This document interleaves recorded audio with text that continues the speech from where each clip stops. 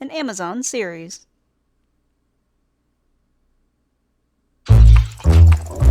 A24 Bento Box presents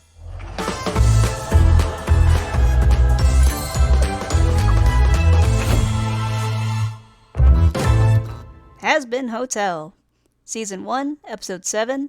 Hello, Rosie. So we're in the living room of the hotel, and you see Vaggie leaning against the wall. Nifty is sitting on top of the television, just kind of swinging her legs. Alistair's sitting on a chair by himself. Angel and Serpentius are sitting on the couch at opposite ends. And Husker is sitting on a chair by himself. So, where are your wings? Nifty, I don't have... Did you ever think maybe she's sensitive about her lack of wings? Just like her lack of tits? Yeah, where are your tits? Nifty grabs Vaggie's collar and pulls it down, looking right in her boobs. Any other questions? Vaggie grabs Nifty by the wrist, holds her into the air, then drops her. I got one. How come every time Charlie talks to heaven, we get in deeper and deeper shit? It's not her fault. Angels are just Liars? difficult. But Charlie's trying her best. Yeah, well, her best is turning out real well so far. And where is Miss Fearless Leader anyway? Serpentius is looking at Kiki the cat laying on his lap, and he looks super cute as he strokes the little kitty. Isn't it about time for another doomed to fail plan? She's upstairs. Coming up with something, I'm sure. In our room. Alone. Alistair narrows his eyes, being like, "Alone, you say?" And he dissolves into a shadow and appears in Charlie's room. So in Charlie's room, she is under her covers, crying, of course, as you can tell. And Razzle and Dazzle are next to her bed, handing her tissues.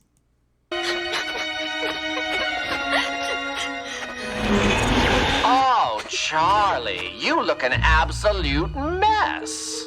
Charlie glares at Alistair. Ugh, go away, Alistair. She hides underneath her covers. Alistair sits next to her on the bed. Now, is that any way to act after picking a fight with all of heaven and dooming everyone you love? I have enough on my mind without hearing your sadistic idea of a joke, asshole. She rolls over on the bed, covering herself in covers again. And Alistair just appears out of nowhere right next to her in bed, Who's joking? freaking Charlie out and falls off the bed, taking the blanket with her. You have a captive audience downstairs waiting to hear what kind of inspiring performance you have planned next. I can't. How can I face them after failing them all so hard? Alistair changes positions on the bed, where he's now laying across the bed, and he's just swinging his legs in the air. They came here to be saved, and all I gave them was more pain. I'm just as bad as the cruelest overlord in hell. So Charlie kind of wraps her arms around her legs in this pretty much fetal position as tears appear in her eyes. She wipes the tears with her arm as Alistair just kind of slowly inches towards Charlie, who then gets up and basically gets away from him. Maybe worse. At least they don't go around giving false hope. Well, I never expected to see such a miserable display of self-loathing from you. Oh, fuck you, Alistair. All you do is stand there smiling while you watch us struggle and fail. I don't know how you can enjoy all the suffering so much. Oh, God. Okay, so Alistair basically is touching Charlie on the shoulders, but the way he did it was the creepiest fucking way, where it was almost like if a spider was trying to be your friend. He's so fucking creepy. Just because you see a smile, don't think you know what's going on underneath. A smile is a valuable tool, my dear. He grabs Charlie's face and forces a smile on her face using his hand. It inspires your friends, keeps your enemies guessing, and ensures that no matter what comes your way, you're the one in control. Alistair points at Charlie using his microphone, and Charlie pushes the microphone away from her, and Alistair will twirl his microphone and then place it on the ground. I'm not. I'm the farthest thing from in control. The person I trust most has been lying to me for years. Heaven refuses to listen, even. So as Charlie's ranting, she's walking towards the window, and Alistair's standing behind her as a black silhouette, and all you see besides the black silhouette is pure red eyes, and he's like, you see his mouth and it's smiling, but it's a red smile, red basically glowing smile. He basically looks like his demonic shadow, which usually appears. Even if they did, I can't prove the hotel works. Adam has an invincible exorcist army pointed right at my doorstep, and there's nothing I can do about any of it. Alistair smiles maniacally as the camera zooms in right on his mouth, which is now glowing yellow, and basically everything turns red and black. I know something you don't know. Huh? Those big scary angels are not quite as indestructible as they seem. What are you talking about? Just that you and your little band of misfits might Alistair walks over to one of Charlie's plants and plucks off one of the leaves and just kind of casually drops it. stand more of a chance than you think. How? I'll do anything. Anything? Yeah, he kind of looks at her like, oh, really? Then let's make a deal. He extends his hand towards her. You want my soul? He takes a menacing step forward as his antlers grow, and he becomes slightly more demonic, but not very much. Like, his eyes are glowing, and he's got the longer antlers. Your soul? For some reason, he had to turn real fucking creepy, and he basically is glowing green. Like, his eyes are glowing bright green, his teeth are glowing bright green, his claws are bright green, he's got the green voodoo symbols with basically green voodoo power swirling around him for just a second. Heavens no! All I need from you is one itty-bitty For some reason, he, like, brushes the bottom of Charlie's hair with a finger. favor. What's a favor between friends? He gives her a little affectionate squeeze. I won't hurt anyone for you. Who's asking? One favor at a time of my choosing where you harm no one. In return, I tell you what I know. Do we have a deal? He extends his hand to her again, but this time it's glowing green. He's got kind of like that little snarl in his mouth, where he's being kind of menacing. And Razzle and Dazzle are standing behind Charlie, and they growl at him, defensively. And Charlie holds her hands down to kind of block them. And her demon horns appears. She's got her demonic red eyes, and shakes his hand. Deal. So for just a second, when they shake hands, Alistair's form changes a little bit, but not in the way like him becoming his usual demonic form. It's something else. Where usually when he turns demonic, his eyes turn black and he's got the radio dials that are red. But in this one, he's got just red eyes, but he's like the radio dials are yellow. Like there's yellow circles with black radio dials in it. And his mouth looks like it's basically stitched together. Like he's still smiling. He's got a huge smile, but it's very voodoo. The stitches are like the glowing green voodoo magic. And his teeth went from yellow to kind of like a reddish pink color. And all around the room, you see green glowing voodoo symbols and like voodoo magic spreading either kind of like veins or like roots all over the room. And even to where the people downstairs see the green voodoo magic appear on the ceiling. So they know that Alistair had done something bad.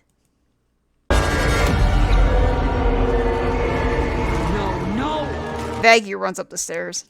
She forces the door open with her angelic spear in hand. Right on cue. What did you do? Let her. So Alistair lets go of Charlie's hand as Vaggie runs towards him with her angelic spear brandished at him. Go! Vaggie! Charlie stands in front of Vaggie and blocks her way. Stop! What? Vaggie drops her spear. No, Charlie, please tell me you didn't. I made a deal with Alistair. Charlie! Oh, calm down. She still owns her soul. Alistair rolls his eyes. He gave me info that can save the hotel, but we're going to need help. The angels can be defeated, and Carmilla is the key. What? Carmilla Carmine? She killed an exorcist in the last extermination. She knows how they can be harmed. But I didn't even know that was possible. If you did, would you have told me? Charlie. I need you to go to her. Convince her to teach us. If she can, we might have a chance. With just the 7 of us? No, we're gonna need numbers too. And I know just who can help. As long as Charlie can be her normal, charming self. Alistair pinches Charlie's cheek. What's that you said about smiles? Good girl. He pats Charlie on the head. Charlie, can we talk about this? We can talk later. Right now, we have a job to do. You with us? Oh. So, Alistair and Charlie just left like they were running away from their responsibilities. Should we be alarmed? No. We have a plan, but it includes defending ourselves against the angels. Are you fucking high? They can be killed.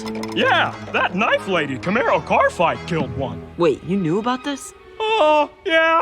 I told Boss about it months ago. He what? What? They say insane shit all the time. How was I supposed to know this one was true? Bank accounts are a scam created by the shadow government. See? What's important now Sir Pentious is glaring at the egg boy. is that we're gonna have a fight on our hands. Look, this hotel's about to become the most dangerous place in hell, and I can't guarantee your safety anymore. I still believe in Charlie's dream.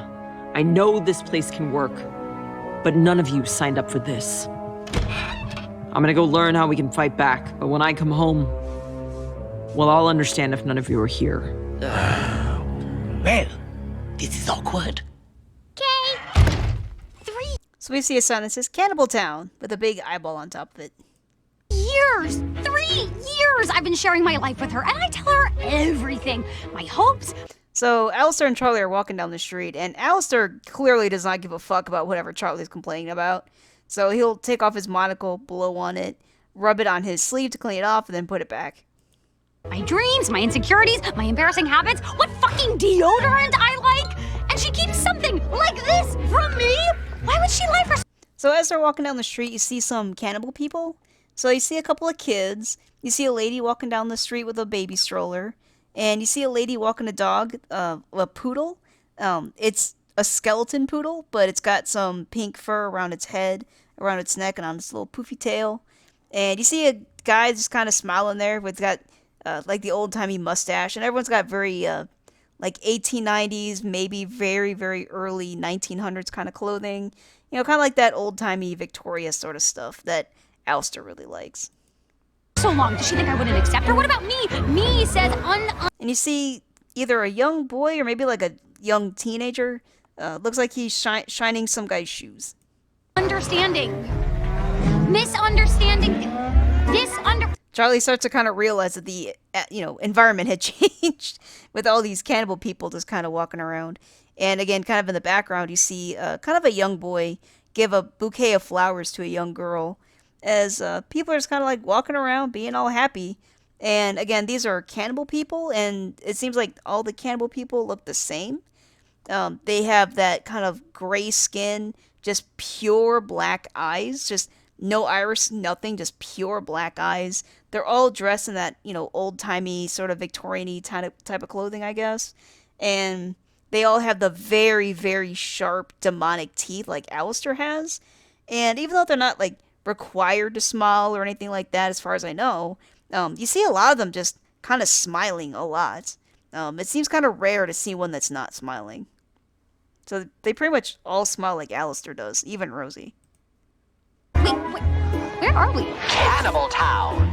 There's a friend of mine I think you should meet. In Cannibal Town? But it's... Yeah, you see a guy just kind of tips his hat to Charlie politely. You see a guy carrying balloons. He just kind of hands one to a little girl.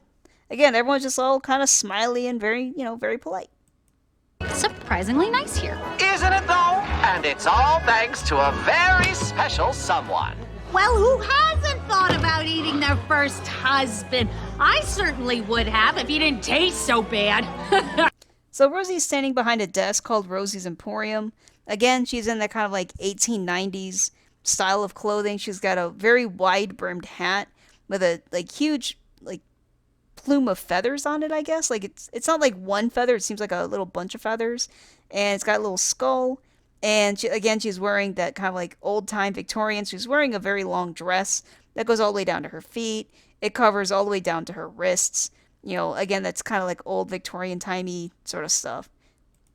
I tell you what, you bring old, tall, dark, and armless to me, and I'll straighten him right out. Okay, sweetie? Now here's my card.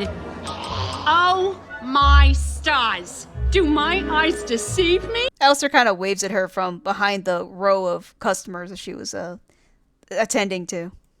Alistair? Alistair! Where have you been? These halls really lost some of their sparkle without your lively presence. So she grabbed Alistair's arm for a second, and then he seemed okay with that, until she suddenly grabbed him by the shoulders, and it's kind of like twirled him around forcefully, and he seemed surprised about that, narrowed his eyes for just a split second, probably indicating that he really didn't like being touched so suddenly, without, kind of notice. But he recovered from that very quickly. Presents and... Oh, who's this you brought with you? Come now, Alistair. She's much too young for you. Oh, I'm just kidding. I know you're an ace in the hole. A what now? But where are your manners, mister? Introduce us, why don't you? Ah, yes. Charlie, this is Rosie, the most darling, delightful, and dangerous overlord this side of the pentagram. Rosie curtsies. Always such a charmer. And Rosie, it's my pleasure to introduce you to Princess Charlie Morningstar. So Alistair grabs Charlie by the arms and just like shoves her in front of him towards Rosie, pretty forcefully, like, here, you speak to her, you're supposed to be in charge of this. And Charlie looks very uncomfortable. Lucifer and heir to the throne of hell. How do you do? Well, isn't this a regal surprise? Come in. Can I... And again, Rosie just kind of like pushes Charlie into the other room where they sit down on some pink chairs that are basically made of bones. And on top of the chair is a skull. Offer you something to eat. I'm sure I have a leg around here or something. Oh, what am I thinking? Small thing like you. You're probably watching your figure. Rosie wiggles her hips. How about some nice pinky fingers instead? So Rosie brandishes like one of those tin of cookies like you would see. It's a pink tin. And so they look like female pinkies because they're all basically, they all have painted nails. You see some with pink painted nails, some with purple. Two of them still have wedding rings on them, it looks like. No, thank you, though.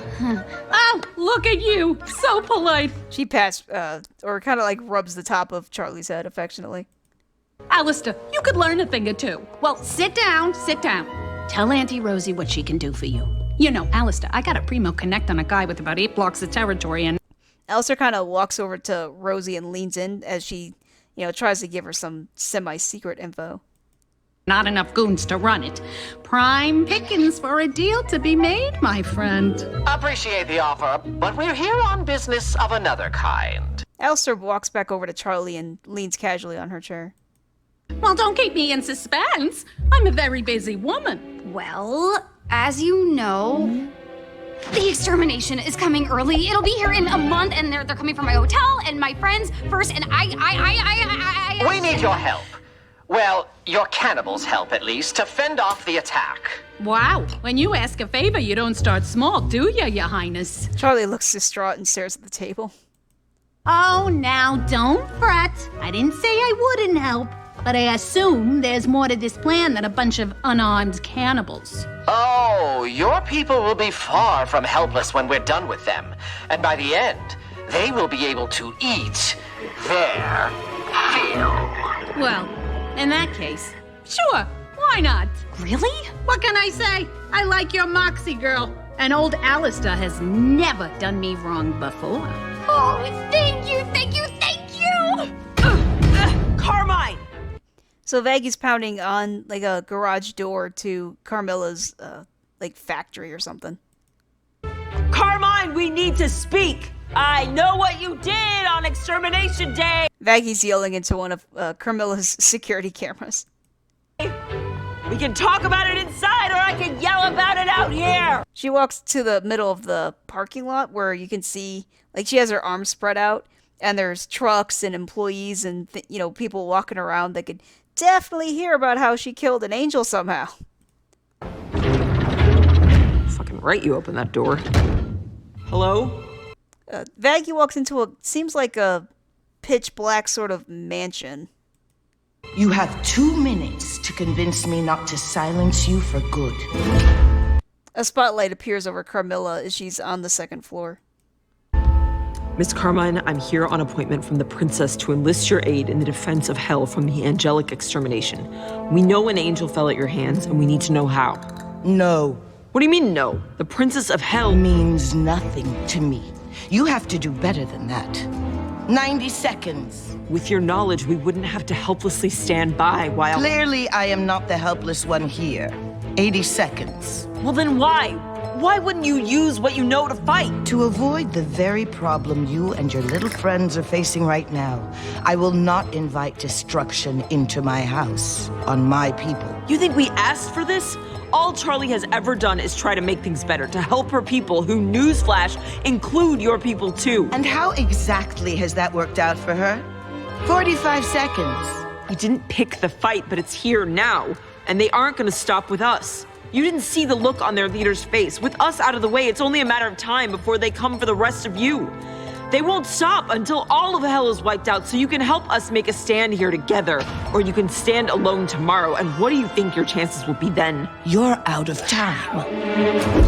Carmilla jumps in the air and kicks Vaggie in the head with her metallic ballerina shoes. Angels attack quickly, viciously, and without mercy. You'll need to defend better than that. Cannibals and cannibals! So we see some cannibals standing in front of a butcher shop as Rosie goes around yelling into her megaphone. The best, assemble in the square! Now, darling, you know I would do anything for my clients. But I can't exactly command all of Cannibal Town to follow someone else into battle. Now, don't get me wrong. They love carnage and bloodshed. But to get this group into line, you gotta win them over. Settle in! Settle in! Important meeting. But how do I... With Sparkle, Razzmatazz, and that so appealing moxie of yours. She boops Charlie on the nose. Shouldn't be a problem. It's not like you've ever failed to inspire before. Charlie definitely does not look confident. Now, fair warning, this group sticks together. So in order to convince any of them, you'll need to convince all of them. And there's one in particular. Susan. Alistair's ears fold back when he says Susan. Susan, who's a bit of a... Ornery old bitch? That. She's tough. But win her over, and the rest'll be easy as pie. Ready? I guess. Everyone, we have a very special, very royal guest this evening. Please put your bloody hands together for Princess Charlie. Boo! Bring Rosie back. Susan? Susan. Sorry. Okay, my name's Charlie. Whoa! And, well, I Get run this off hotel the with my stage, partner. you Yeah, blue well, blood with someone. bitch. And, Whoa! wait, let me start over. We don't give a coming shit to chill about us some all, and we need help hotel. defending our Leave before So, I eat those big-ass eyes we of need your yours. help. With your assistance, we Get can off. make a stand. Where's the for- showmanship? Where's all the I have a finesse? dream, Fucking and, mediocre. Fuck you old bitch! She flicks off Susan. Okay. Yeah, Charlie looks super fucking pissed. We'll be back after a brief intermission. Rosie grabs Charlie by the shoulders and pulls her away. And Carmilla's basically just kicking the shit out of Vaggie. But Carmilla, as you can kind of tell, she's got the ballerina shoes. So her styles are very fluid and with like a lot of jumping and twirling like a ballerina. And also obviously a lot of kicking.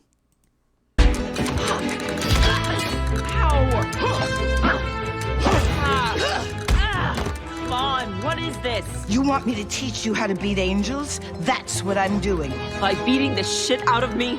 I'm not used to fighting with long hair. By showing you the flaws in your own fighting style. Yours and all your sisters. Wait, you know I'm an exorcist? How? You have a giant X over your eye and wield an angelic spear. It's not rocket science. Before you found out about me, did you know angels could be harmed? No. That shows in how you fight. You leave yourself open with every swing. You fight like someone unafraid of harm, and this is what you'll take advantage of. Angels wield no shields, little armor, and fight with reckless abandon. Strike them here, and here. She's basically just, again, kicking Vaggie in the back of, like, the head, the back of the neck, and I think in just, like, the square of her back.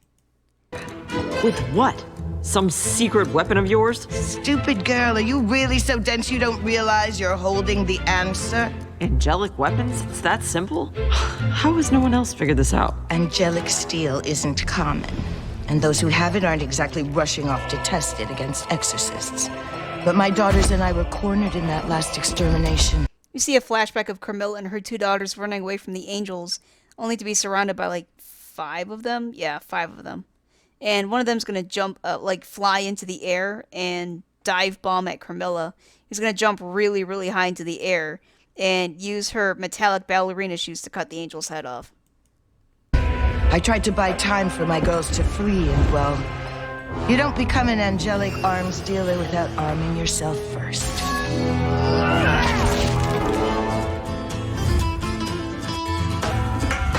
So now they're gonna basically sing as they dance fight, essentially, and Carmella's gonna continue kicking Vaggie's ass for the first part of the song. You're driven by your detestation. Your every step is stoked with animus.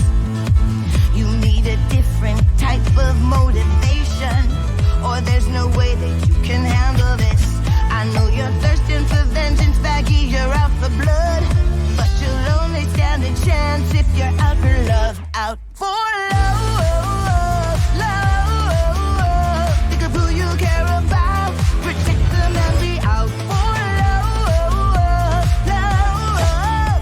You're gonna fight without gloves long as you're out for love. Fuel yourself with the fear. So she's leading Vaggie into doing some fighting moves, almost kind of like Karate Kid style. They're matching each other's movements. Losing that somebody who's your reason to live.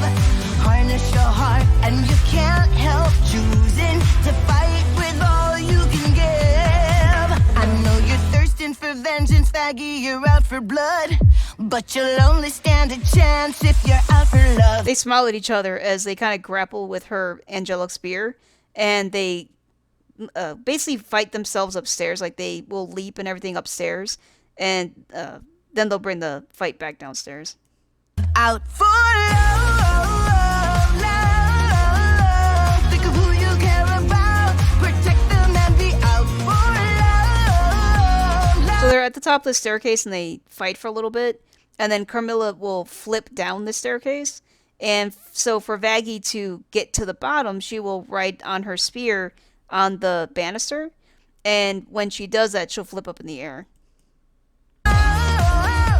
You're gonna fight without gloves, and when that push comes to shove, yeah, you just might rise above long as you're out for love. So after Vaggie jumps into the air, she extends her angelic wings. Well, look at that. You might just survive this. We're gonna need more weapons. Oh, kind of a note with her angelic wings. It's not the same wings she had before as an exorcist. I kind of realized that, where her exorcist wings were very dark. They were just like black and white essentially, but these are kind of like gray. They kind of like match her grayish hair. Right, what has you so out of sorts, darling? So Charlie walks into this little kind of back room as she looks like really upset. She's hugging herself basically with her arms wrapped around herself. You clearly got more on your mind than angels. What do you do when someone you love lies to you about who they are? Romance? My specialty. Come on, dearie. Details, details. My girlfriend is an exorcist angel, and she never told me. Oh, shit! Quite a secret. How does that make you feel? Just angry, because we share everything. Because she always supported me and my ideas, and now I don't know whether or not that was just more of the lies. Oh no, that's a horrible thing to think. Do I think that? Yes. No. Kinda. You said you love this girl? Yes. Or, well, Yes. Have you ever once doubted that she loves you in return? Charlie shakes her head. Well, then what's the problem? She took part in the very thing we've been working so hard to end. Well, isn't that silly hotel of yours all about redemption? Yes? Perhaps this girl was trying to redeem herself too. She knows better than anyone that I believe in second chances. Why not tell me? It can be difficult to admit to things you're not proud of, especially if those things hurt the ones you love. She fucked up, sure. She's flawed, but hey, who down here isn't? Rosie places her hand on Charlie's shoulder, comfortingly. If there's anything I've learned, it's that words are cheap, but actions, they speak the truth. So, what have her actions said? That she believes in me and what we're doing. Right now, she's off learning how to protect everything we've worked for. And I can't even pitch my hotel right. Well, how do you normally explain your hotel? By singing. But that never works. It will work here. Trust me. Rosie leads Charlie back to the square. Alistair holds out his demonic microphone to Charlie to use. Have you ever wanted something that was so clear in your mind that you could taste it? You mean like human flesh? Sort of.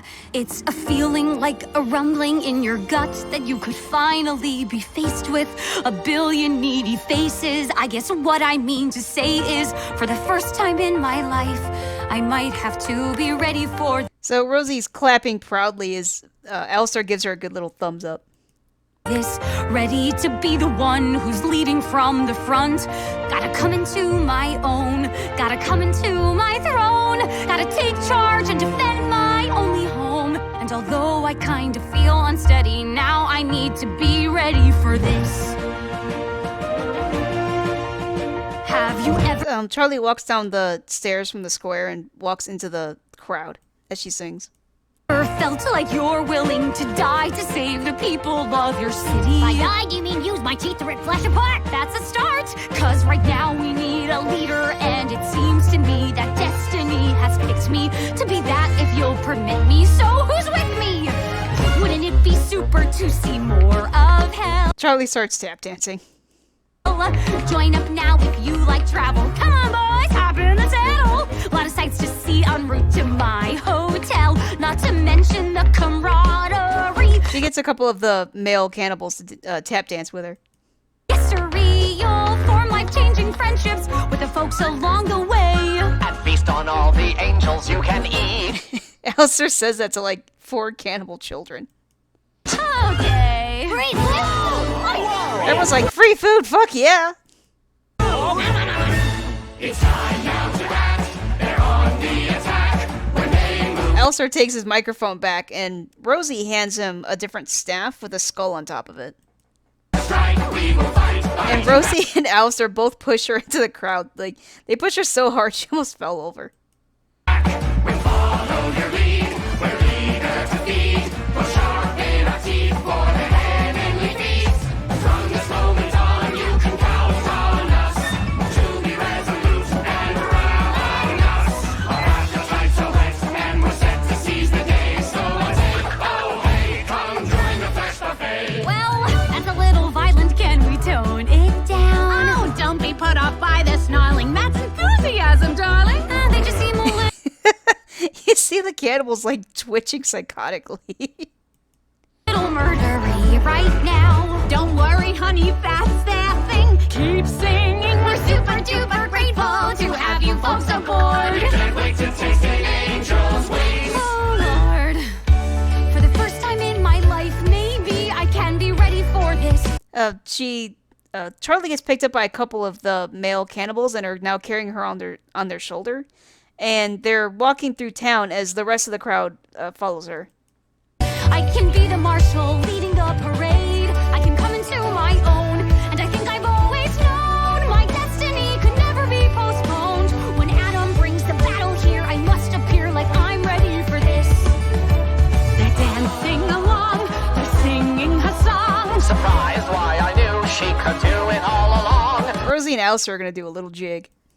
She's bound to pass the test as princess of hell. Like her daddy, she is badly powerful.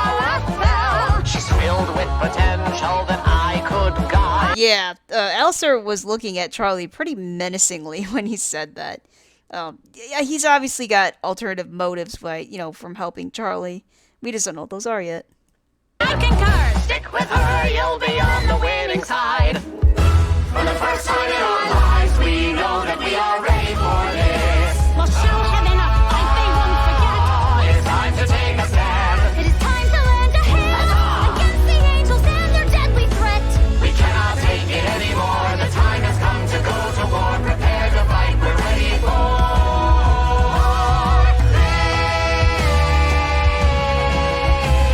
I really hope that I'm ready for this.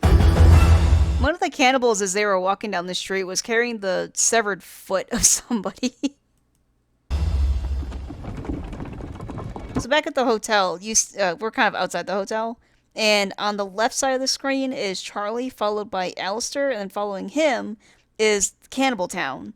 And on the right side of the screen is Vaggie with her angel wings still out, with Carmilla's daughters with a bunch of packages for, obviously containing weapons and stuff. Looks like you had a busy day. You too. Charlie, Hold that thought. I got you a souvenir from Charlie takes out one of those shrunken voodoo heads. And this one's female. It's got a little bow on its head. Cannibal Town. Aw, Vaggie looks like she's gonna cry. Oh, And she gives Charlie a big hug. Charlie. The wings are new. They look nice. Come on, let's go home. Vaggie withdraws the wings into herself as they enter the Hazbin Hotel. Come along, let's put some effort into these fortifications. And we can see people like Husker and the Egg Boys are nailing planks over the windows to try and fortify the hotel. And Sir Pench is basically going around giving orders. By that. Well, look who decided to show up. We thought we were fighting by ourselves. You're... Aw, Charlie looks so happy. She's got little tears in her eyes. You're still here. What? Do you think we're a bunch of pussies? I just got used to you guys. I ain't finding no new drinking buddies. I've named all the stains on the carpet. Now and spread. Well, looks like we have a lot of work to do.